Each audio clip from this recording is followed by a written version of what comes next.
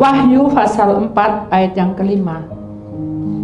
Dan dari tatah itu keluar kilat dan bunyi guruh yang menderu, dan 7 obor menyala-nyala di hadapan tatah itu.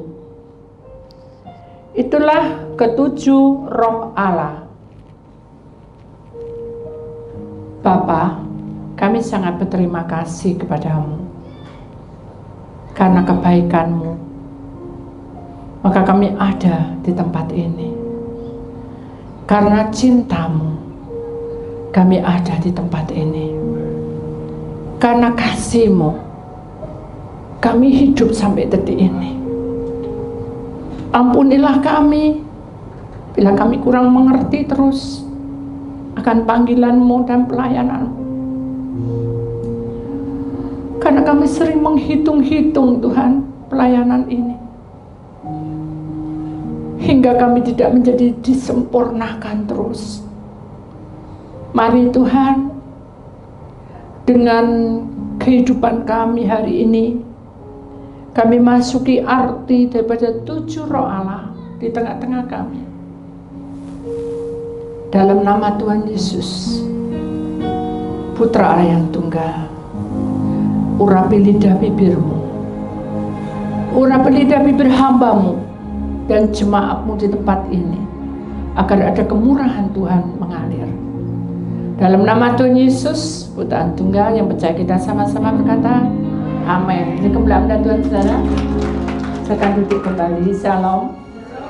Puji nama Tuhan. Saudara yang terkasih dalam Tuhan Yesus, saya tahu bahwa hari-hari ini adalah hari yang paling jahat, di mana semua alam semesta lagi kacau, saudara. Dengan lempengan bumi yang bergerak ke segala arah, maka kehidupan kita ini seperti tidak ada artinya apa-apa. Dan saya merasakan itu, bahwa bagaimana rasa orang tidak dihargai, dan bagaimana orang disakiti, dan bagaimana orang membenci. Karena semua itu saya alami, dan saya tahu saya harus bisa memaafkannya. Saudara, sebelum kita masuk dalam 7 roh Allah, maka kita harus sadar bahwa kita perlu penyelidikan dalam hati. Apakah kita seperti Maria tadi atau Marta? Tidak salah Marta berkata bahwa aku mempersiapkan semua untuk demi guru yang dicintai, yaitu Yesus. Tetapi semua yang dilakukan itu adalah fana. Seharusnya dia duduk diam di bawah kaki Yesus lebih dulu, baru bekerja. Intinya seperti itu. Dan kita tidak membahas Maria dan Marta, tetapi selidikilah batin kita. Apakah kita seperti Maria atau Marta? Karena sesosok Marta itu periang dan suka berdamai, suka berteman, dan banyak teman, banyak gerakan-gerakan yang dia alami.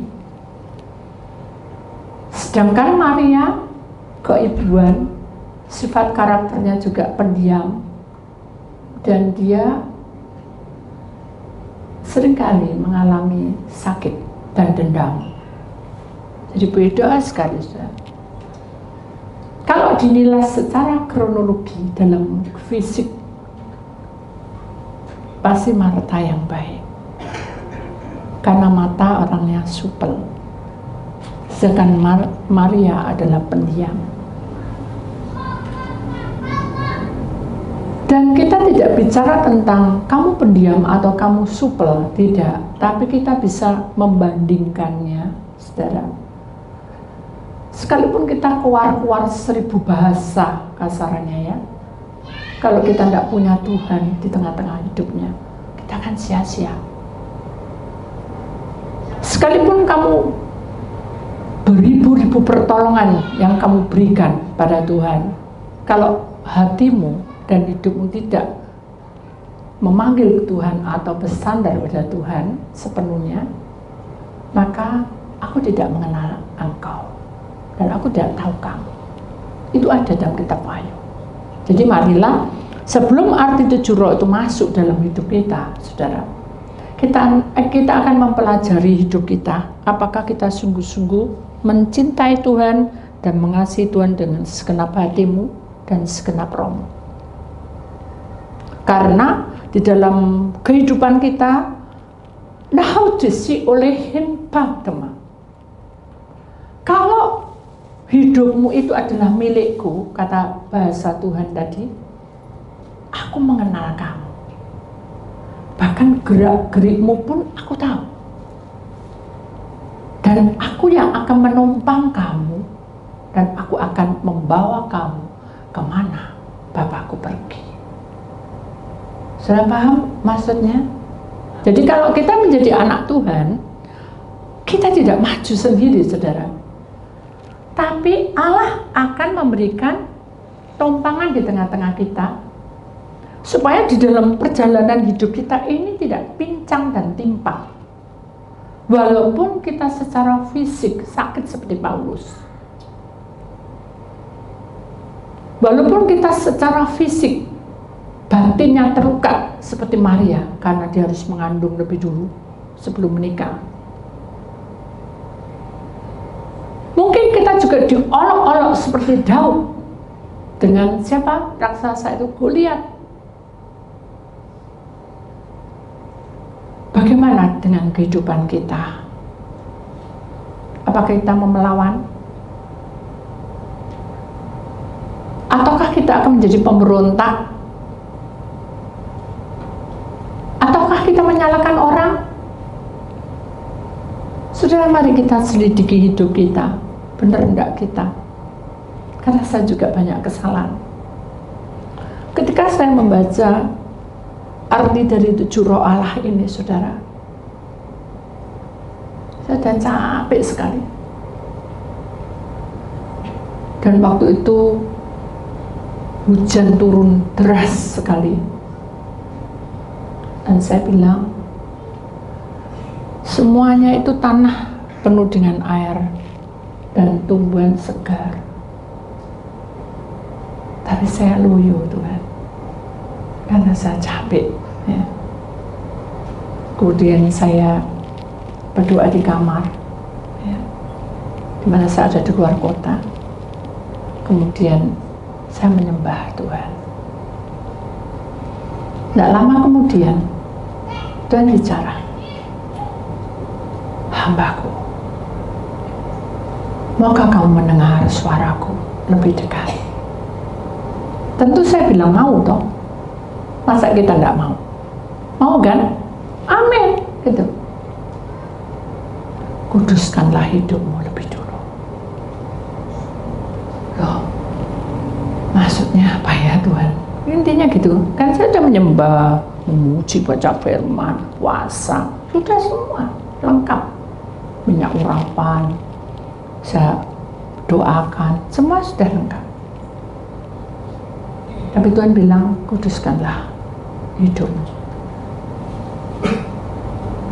Saat saya berkata, apa yang harus saya lakukan?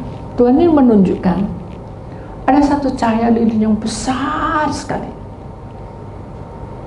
Dan lilin itu seperti ada satu lapangan yang luas sekali. Dan terang itu bercahaya berkilauan. Dan kemudian terpecah menjadi 7. Dan Tuhan berkata, inilah aku. Tentu saya berkata, mengapa kok dipecah gitu? Kan gitu. Karena hidup manusia secara roh, kita hidup dalam 7 hari. Senin, Selasa, Rabu, Kamis, Jumat, Sabtu, Minggu. Kan itu 7 hari.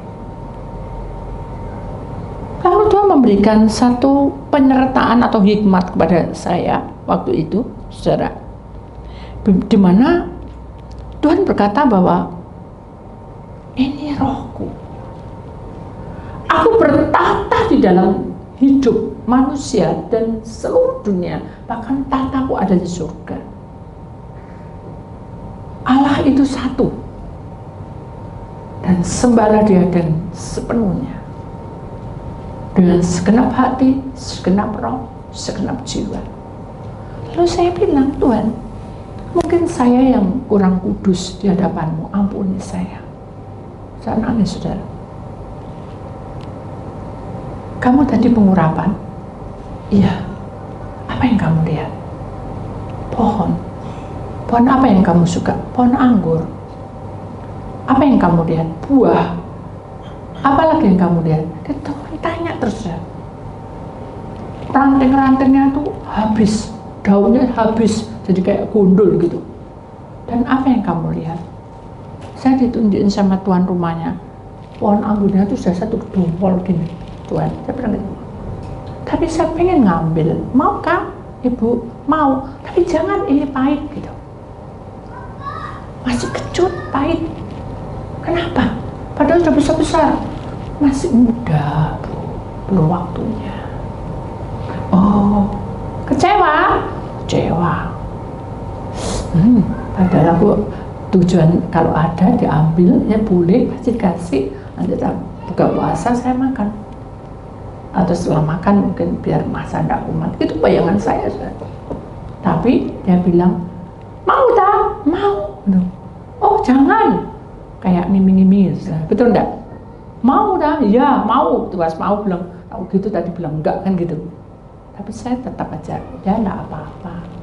Belum waktunya Bu, nanti kalau sudah waktunya tak kirim. Oh enggak usah dikirim, dalam hatiku. Di sana juga banyak anggur. Itu dalam hati saya. Tuhan tahu sudah. Setelah kamu mendapatkan jawaban seperti itu, apa yang kamu alami? Ya kecewa, Tuhan. Jujur aja kecewa kan? Sama. Ketika aku bicara kepadamu, dan yang kamu suka itu aku tidak suka, aku potong, aku buang, aku putuskan semuanya. Kamu tidak mau. Lalu bagaimana cara berbuah? Karena kalau kamu mau berbuah, kesukaan yang kamu hadapi, yang kamu suka itu, aku tidak suka, aku akan potong itu. Lalu saya bilang, contohnya seperti apa? Kamu bukan anak kecil lagi loh, hambaku, katanya gitu. Ya saya tahu sih Tuhan, saya bukan anak kecil lagi, tapi saya juga ingin Tuhan beberkan lebih dalam dan lebih gamblang, karena saya melihat 7 api yang menyala itu. Lalu satu api itu terang menembus, naik, menembus seluruh seperti terang, kayak kembang api lebih terang lagi. Ketika anak Allah bekerja dalam hidup manusia, manusia akan mendapat keselamatan.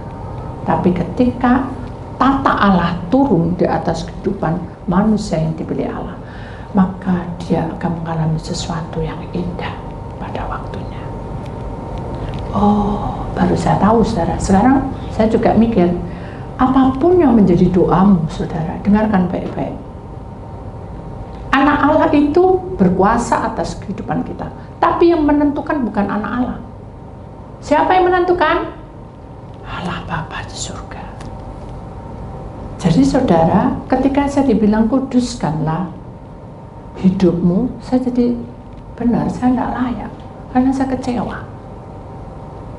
Kenapa? Karena anggur tadi mau dikasih tidak jadi. Itu pun itu harus kudus, saudara. Hanya saya bilang, ya sudah Tuhan, saya rela kok, tidak apa-apa. Nah itu yang aku mau. Jadi gini saudara, ketika saudara itu berdoa sesuatu dan permohonan apapun yang mungkin bertahun-tahun ataupun mungkin ini baru sekejap aja, kalau hatimu masih ganjel dan tidak pas dengan hidupmu, tidak akan bisa terjawab.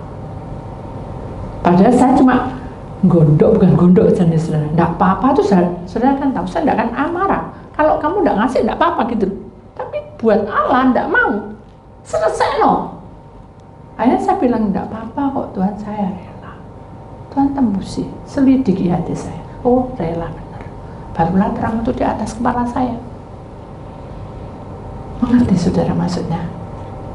Jadi kuasa Allah 7 roh itu adalah salah satunya kehadiran Allah yang berkuasa atas langit dan bumi, yang menciptakan kita akan hadir di dalam hidup kita, dan dia akan bekerja lewat kehidupan kita. Allah dahsyat. Allah dahsyat. Saudara percaya? Amin. Aminnya kok separuh ya saudara? Amin ngantuk, atau amin tidak dengar, atau amin wis bukarmu gitu? Aminnya bagaimana? Amin. Sekali lagi saudara.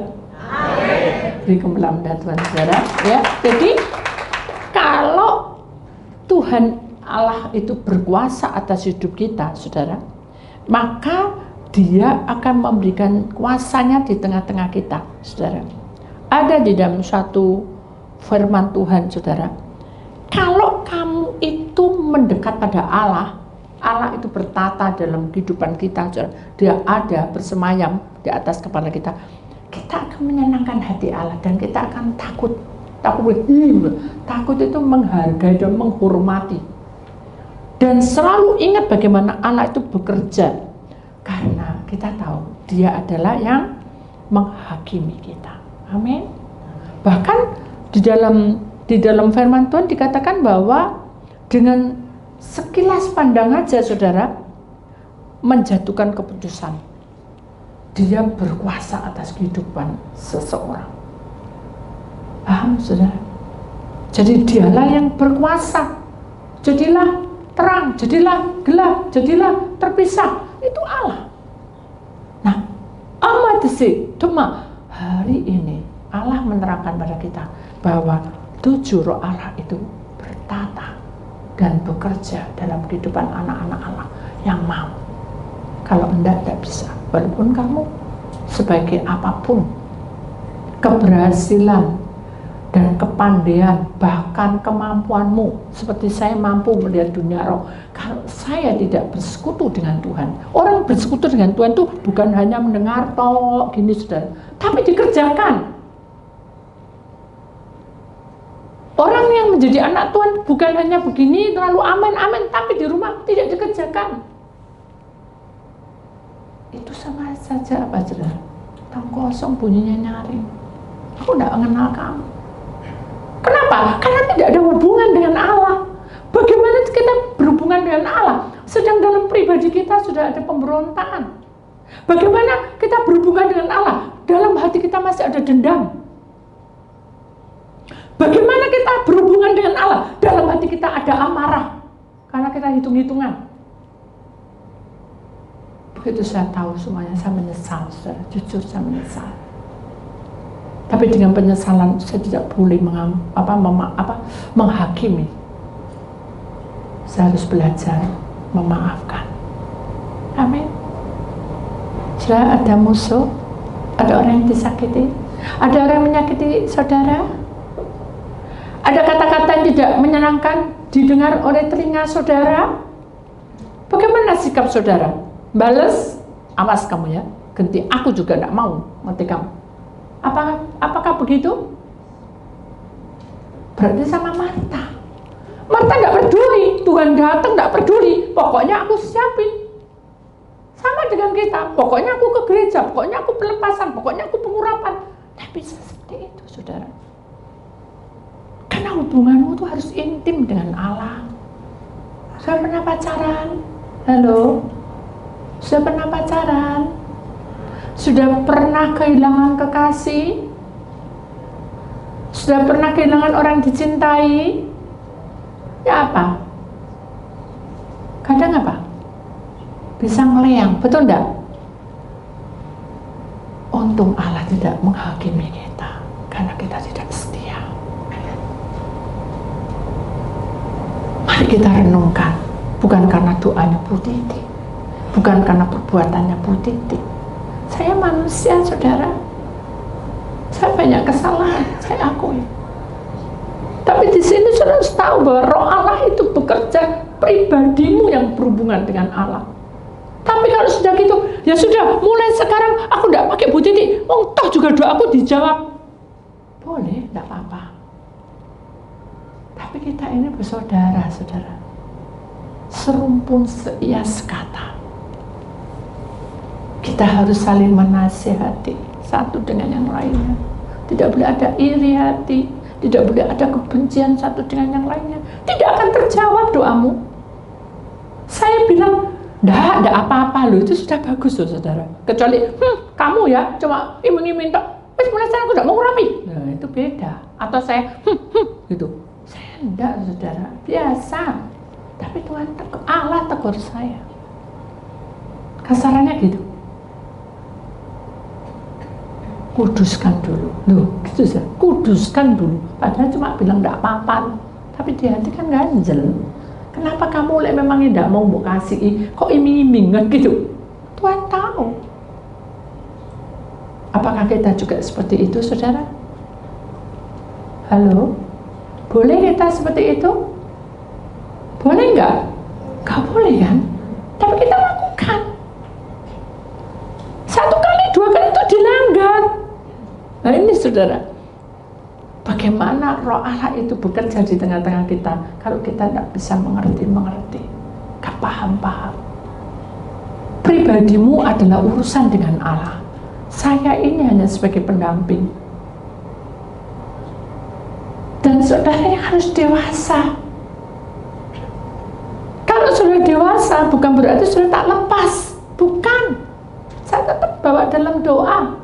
Walaupun saya diem gini saudara, ini loh bayangan rohnya sudah kelibetan. Ayo doa aku. Ayo kita doa. Nanti kalau saya lagi perang, ya apa ini Tuhan, ini waktunya nih. Benar jika nama. Aku kirim malaikat, doa dengan malaikat. Gitu sudah. Kalau kita peka, kita akan merasa bahagia karena Tuhan membimbing kita. Amin. Mari kita imani perjalanan ini. Kenapa? Karena di sini ada seperti obor, itu adalah kuasa Allah bekerja. Dia akan memberikan arti sendiri-sendiri. Itu kehadiran Allah ya saudara. Kemudian saudara, bagaimana kelanjutannya obor yang kedua? Ya, roh Allah yang kedua, saudara. Mari kita akan perhatikan baik-baik di sini, saudara. Kalau roh Allah itu bekerja dan dia ada di atas kita, maka roh hikmat itu menyertai selalu. Apa artinya hikmat? Ya. Kalau kita tahu saudara bahwa pada waktu penghakiman akan tiba, kita ini tidak ada artinya apa-apa. Tapi sebelum penghakiman tiba, sebelum keputusan ini ada di tengah-tengah orang-orang yang ditindas, saudara, Tuhan tahu kejujuranmu, masalahmu, kerugianmu, bahkan Tuhan tahu kamu dipermalukan. Nah, roh hikmat itu menguatkan kita seperti tongkat. Dia akan menuntun kita kemana kita pergi. Itu roh hikmat. Dan bagaimana roh hikmat itu ada? Karena dia tinggal di dalam nafas kita, dalam pikiran kita, di dalam hidup kita. Dia akan membunuh orang-orang fasik. Membunuh itu bukan dibunuh pakai pisau, tapi secara roh. Kumatasi, Allah memberikan terang itu, sehingga gelap itu tidak bisa masuk menyerang kita.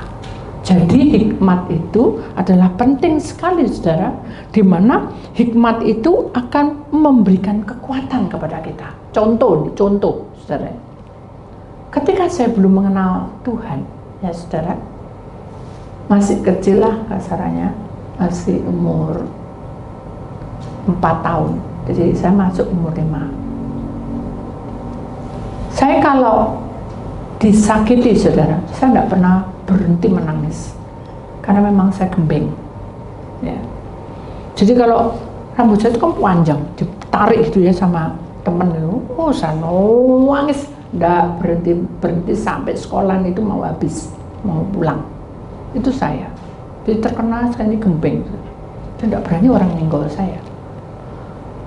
Tapi saya tidak bisa memikirkan bagaimana caranya untuk memberhentikan nangis saya itu. Pokoknya saya nuas terus, tapi tidak tahu caranya. Jadi lepas kendali. Begitu saya sudah masuk dalam sekolah minggu, saudara, bahwa kalau mencintai Tuhan itu harus bisa mengampuni, kan gitu saudara. Tuhan Yesus sudah mati di kayu salib untuk mengampuni. Itu saya bingung, apa yang maksudnya untuk mengampuni, memaafkan. Barulah tahu pada waktu saya kan diem di sekolah tuh, memang saya diem, enggak pernah nakal, diem ya. Tapi ada yang usir, jadi dia pakai penggaris zaman dulu kan melengkung gitu, goyang-goyang. Dia tuh maksudnya tuh mengipasi rambut saya yang panjang itu, tapi kena muka saya jedes gitu. Jadi muka saya ini merah bengep ya. Suak gitu ya, nangis saya. Mereka ketakutan karena dipikir saya nangis terus sampai selesai sekolah. Tapi begitu saya nangis, saya bilang, apakah ini namanya mengampuni? Saya tanya sendiri dalam hati. Tapi ada suara yang berkata, iya benar. Tapi ada lagi suara, jangan, teruskan nangis muka biasanya, biarkan mereka takut semua. Bingung loh, ada dua suara tadi. Hanya saya berdoa, Tuhan, apa yang saya lakukan? Saya pengen jadi anakmu. Seperti suara yang mengatakan bahwa kamu harus berhenti, harus mengampuni, itu lebih kuat, saudara. Jadi saya mengambil keputusan, ya udah, saya harus mengampuni. Diam saja. Gitu kan? Terus orangnya tadi yang Mbak Penggaris tadi, dia bilang, maaf saya ya, saya pelindungi dia sampai mau mencakar dia. Tapi ada suara lagi, maafkan dia, jangan kamu balas. Kalau kamu balas, nanti iblis akan bersorak-sorai. Tapi suara lagi, mumpung dia deket, cakar aja, biar kamu puas 1:1. Jadi suara itu menggema sama-sama. Akhirnya saya bilang, Tuhan, saya adalah milikmu, saya tidak tahu apa yang saya lakukan, tapi kuat sekali, ampuni dia, maafkan dia. Akhirnya saya berdiri itu senyum. Dia jabat tangan, saya jabat tangan. Selesai sudah. Ini ada sesuatu yang belum. Jadi hikmat itu menyertai kita di saat kita kacau hidup kita. Jadi kalau orang lagi stres, depresi, itu tidak ada hikmat. Tapi kalau orang yang mulai masuk ke depresi, hikmat masuk, orang akan diubah oleh Tuhan. Amin. Amin. Sudah pernah sedih? Pernah mengalami sakit hati? Pernah mengalami sesuatu mengecewakan? Pernah. Ya sudah, buat apa? Saya sering berkata bahwa aku tidak suka sama orang ini. Tapi begitu hukum Tuhan berjalan, tidak bisa, sudah. Saya nangis dulu, Tuhan, saya tidak mampu, Tuhan. Karena ini sangat menyakitkan. Tapi Tuhan berkata, aku mempertemukan kamu supaya selesai masalahnya. Tapi ini bertubi-tubi, Tuhan. Ini kan berontak toh, keakuan kita. Karena sering disakitin. Tapi Tuhan bilang apa? Mengalir saja. Oh, itu ilmunya Bu Diti. Saya tidak punya ilmu, saudara. Percayalah bahwa roh yang kedua ini, saudara, hikmat itu akan membuat kamu menjadi dewasa. Amin. Amin. Jadi itu lakukan. Mulai sekarang, siapapun yang membuat kamu dipermalukan atau mempermalukan, saudara harus berkata apa? Maafkan dia. Amin. Bu, aku sudah minta maaf tapi diplengosi, Bu. Itu urusan Tuhan. Tapi jangan bilang, Ko, maaf no ya, Ko. Gitu ya. Jangan bilang, gak paten aku, udah gak boleh itu. Tetap aja, ya gak apa-apa, mengalir aja. Amin. Mengalir aja. Tuh lihat, kamu gini. Udah, mengalir aja. Amin. Ketika saudara punya hikmat dari Tuhan, Tuhan itu membawa kita untuk menjadi disempurnakan. Sudah mau disempurnakan? Sudah mau naik lagi peringkatmu untuk mencintai Tuhan? Ayo saudara, sekarang ini tibalah waktunya saudara mengambil langkah. Dan langkahmu tidak boleh berhenti dan startmu tidak boleh menengok lagi ke belakang. Amin. Kita harus mengambil sikap. Kamu mau kemana? Kamu hanya diam-diam begini? Selagi aku masih bisa, aku mau melayani Tuhan. Dengan cara apa? Banyak, saudara. Bisa mendoakan, bisa juga menjadi tim pujian. Itu di dalam pelayanan di bait Allah. Tapi kalau di rumah, bisa bantu sang istri, bisa bantu sang suami, bisa bantu anak, bisa bantu apapun, saudara. Banyak cara. Yang terpenting adalah dalam hidup kita, kita harus menyalakan obor yang kedua. Hikmat itu harus hidup. Kalau saudara tidak punya hikmat yang hidup, saudara akan kacau nanti. Dan saudara ketika disakiti dan tidak ada harganya, saudara akan mengalami apa? Penderitaan yang bertubi-tubi, akhirnya emosi meluap-luap. Ingat saudara, pikir deh, coba dicek dari bangun tidur, halo, sampai detik ini berapa lama kamu marah? Sudah dipikir? Sekarang berapa lama kamu mencintai Tuhan di dalam doa? Sudah dipikir? Kira-kira banyak yang mana? Doa atau marah? Doa atau kecewa yang banyak? Halo? Kecewa, marah, pasti saudara. Makanya kita minta supaya Tuhan memimpin kita menuju kebenaran dan hidup, supaya kita berjalan seperti Tuhan mau. Kita akan lihat gambar yang kedua, Wahyu pasal 4 ayat 5. Dan dari tata itu keluar kilat bunyi guru yang menderu, dan 7 obor menyala-nyala di hadapan tata itu. Itulah ketujuh roh Allah. Kita ulang lagi perkataan ini. Kenapa? Karena Allah ingin hidup kita dipenuhi dengan kuasanya. Kalau roh hikmat itu ada, maka kita memiliki roh pengertian, saudara. Apa roh pengertian itu? Roh pengertian itu adalah di mana saudara akan paham betul dalam kehidupan kita bahwa langkah kita ini tidak boleh menyimpang dari kebenaran Allah. Contoh nih, saudara. Kalau orang mempunyai roh pengertian, saudara, ketika dibilangi gini, kamu tahu apa enggak? Dari kehidupan kita mencintai Tuhan sampai detik ini, aku merasa biasa, tidak ada perkembangan. Nah, bagaimana roh pengertian itu menerangkan pada orang ini? Kalau kita tidak punya roh pengertian, pasti kita jawabnya begini, podo bae, sama, idem. Itu namanya saudara tidak punya roh pengertian. Jadi obor yang ketiga ini saudara menandakan bahwa hidup kita ini perlu penyertaan Tuhan, perlu urapan Tuhan di tengah-tengah kita, supaya roh pengertian itu menjamin hidup kita.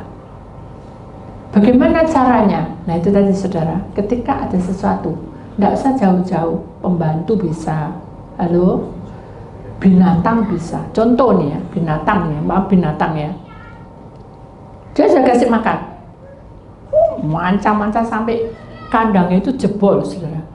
Maaf bisa rame-rame itu. Jadi sampai itu buka semua. Kira-kira kita marah enggak sama hewan itu? Halo? Mungkin kita bilang gini, aduh ya kamu jangan nakal-nakal ya. Tapi namanya pencilaan tuh saudara, pasti kita marah. Bagaimana kita memberikan pengertian pada binatang ini?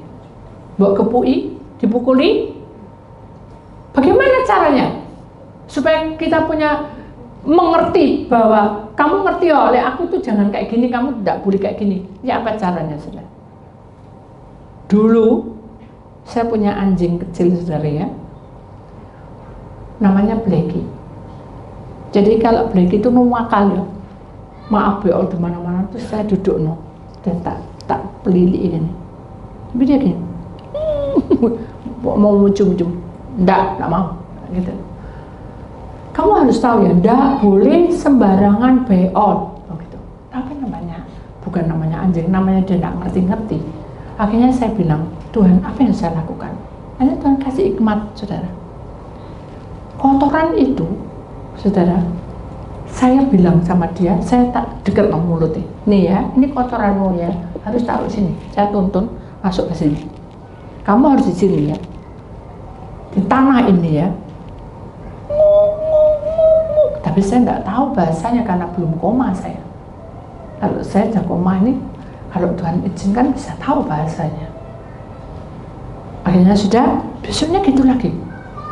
Wajar lagi. Jadi roh pengertian tidak cukup satu kali. Saudara memberi pengertian pada seseorang tidak cukup sekali. Berulang-ulang sampai mungkin ngelontok lidah bibir kita.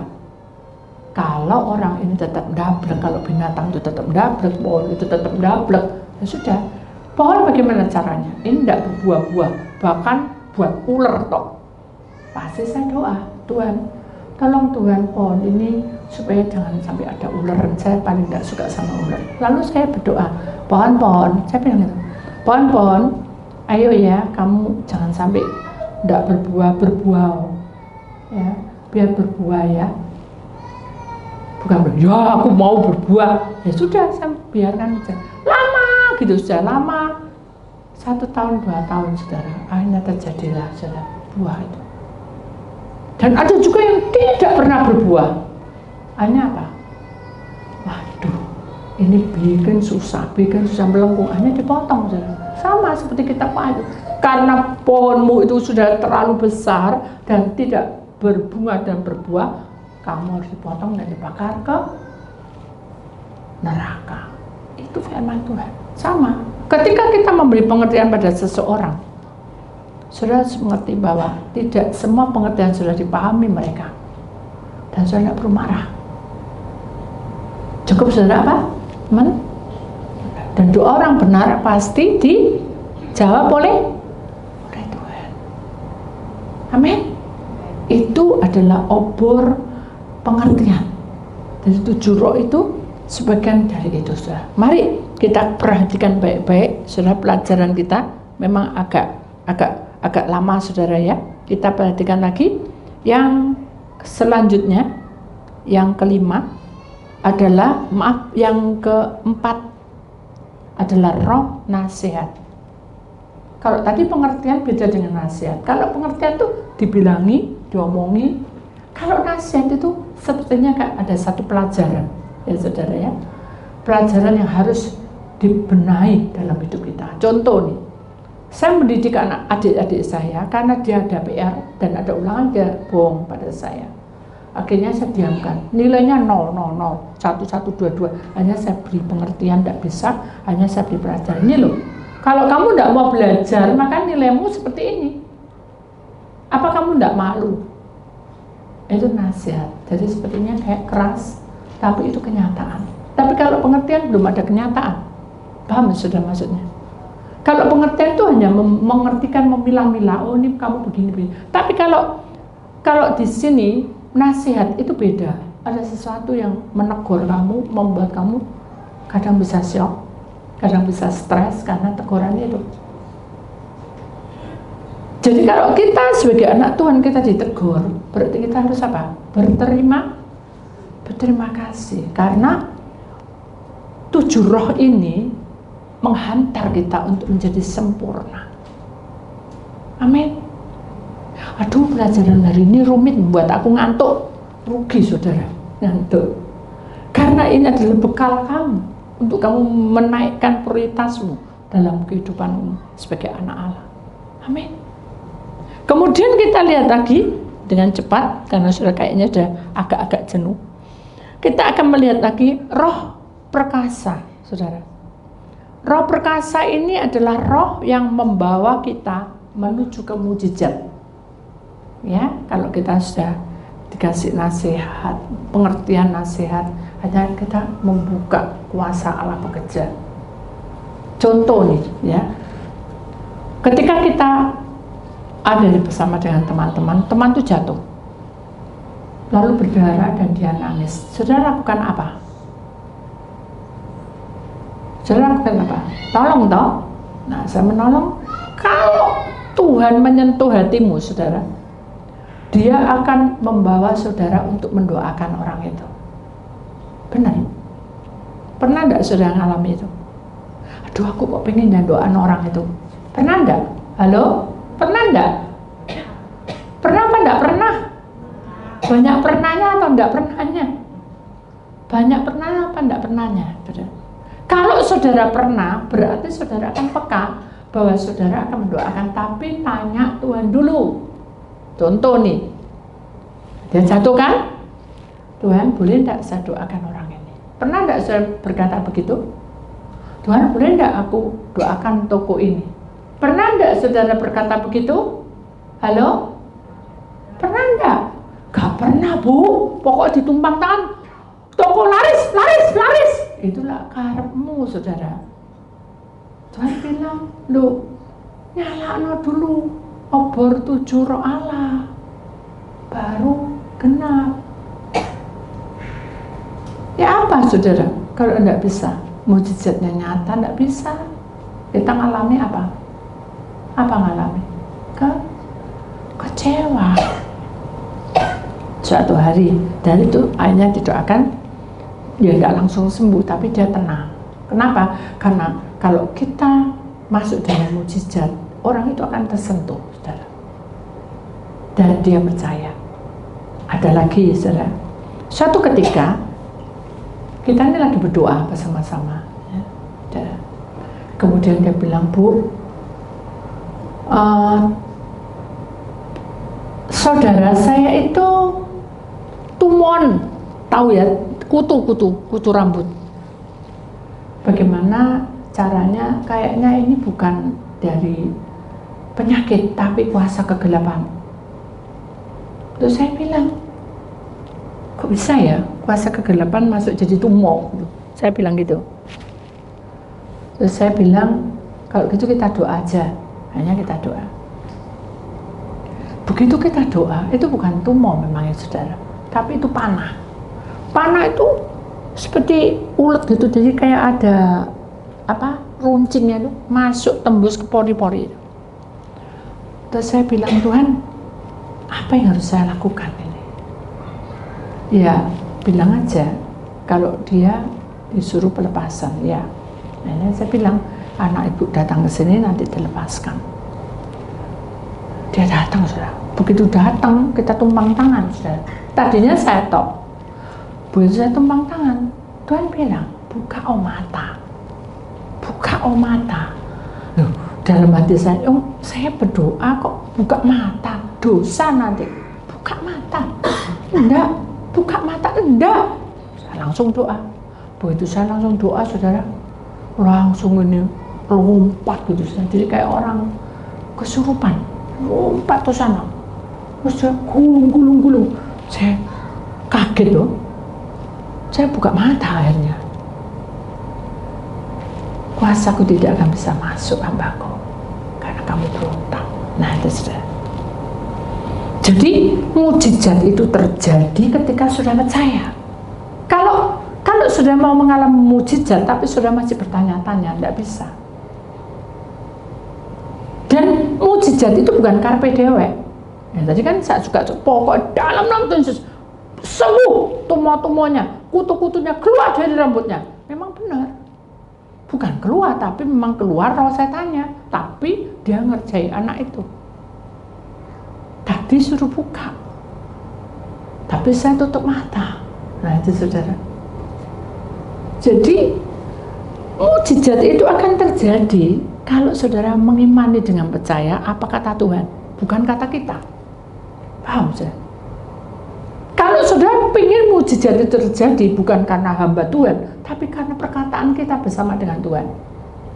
Imanono gitu. Kalau di dalam hidup kita berjalan tidak ada apa-apa, yuk ngalir aja. Karena Tuhan belum memberikan yang terbaik, belum waktunya. Intinya seperti itu. Begitu dia gulung gitu, dipegangnya orang berapa, sampai berapa orang, 10 orang tuh tidak bisa mental semua. Akhirnya saya bilang, Tuhan ampuni saya percaya, saya akan buka mata. Seperti itu, saudara. Selesaikan, saudara. Kalau tidak selesai, tidak bisa. Saya akan buka mata. Saya buka mata. Bukan tak pelototi, tapi saya buka mata memangnya. Terus ada gerakan. Bilang, deketi anak itu. Logika aja. Dari disembur ya apa? Mor-mor itu saya dihantam ya apa kan gitu. Tapi Tuhan bilang, deketi anak itu. Buka mata. Saya buka, saudara. Saya deketi anak itu. Begitu saya deketi, jongkok, kan dia duduk di bawah. Saya kan berdiri, jongkok. Nah, ini logika saya, jongkok, disembur ya apa? Tapi Tuhan saya buka logika saya. Kamu sudah disembur berapa orang? Tapi kan bukan ada rohnya, kenyataan. Iya ya, gitu saya. Dan saya pernah ngalami. Jadi saya tahu itu, ya udah. Berarti saya harus melewati, saya yakin. Bukan, saya tidak mau Tuhan disembur, tidak apa-apa, mengalir aja. Saya duduk, saya deketi anak itu. Dan Tuhan bilang, jangan pandang matanya. Itu dipandang apaan nih dalam hati saya? Tidak boleh pandang matanya, tapi pandang apanya? Tuhan bilang, lihat kepalanya. Oh iya sih, ini kan di kepala. Tumpang tangan. Saya tumpang tangan. Nyanyi, tidak ngusir ya, nyanyi. Bukan nyanyi dalam nama Yesus, bukan itu, untuk dikeplakin, bukan. Nyanyi, nyanyinya tenang. Haleluya, haleluya. Terus sampai satu lagu habis, anak ini nangis. Begitu nangis, dia pegang kaki saya. Saya kan jadi berdiri kan, dia pegang kaki saya. Dia bilang, ampun, ampun, ampun, aku ampun, katanya bilang gitu. Ampuni aku, ampun. Aku tidak kuat, aku tidak kuat. Dan saya bilang, apa yang saya lakukan? Oke, pasti setan tak usiri. Enggak, saudara. Saya cuma bilang, apa yang saya lakukan? Dan bilang, nyanyi terus, nyanyi terus. Begitu nyanyi, jatuh pingsan dia. Begitu pingsan, dan bilang, doain, ambil air. Ambil air, doain, diminumkan. Dan semuanya, mujizat itu terjadi karena kita percaya. Amin. Itu saya loh, saudara. Dan perkara itu suruh buka mata, saya tidak mau aja, itu sudah batal mujizatnya. Itu mengenai buka mata dan tutup mata. Dengarkan baik. Mengenai buka mata dan tutup mata itu batal mujizatnya. Kalau saya tidak selesaikan, pasti saya juga tidak bisa tolong orang itu, anak itu. Betul enggak? Halo? Ya kan? Kalau saya tidak selesaikan, saya tetap bingung karpe dewe, ngowah-ngowah, ya apa ini, ya apa? Tidak akan selesai, saudara. Mari kita imani bahwa Tuhan berkuasa atas kehidupan kita. Kemudian kita lihat lagi obor yang selanjutnya, saudara, di mana Tuhan berkata bahwa kuasa Tuhan itu ada di tengah-tengah kita. Roh takut akan Tuhan.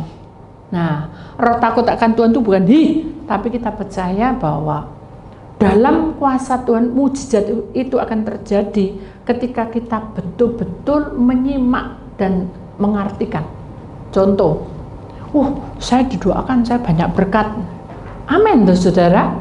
Tapi kita mengimaninya, kita harus takut pada Tuhan.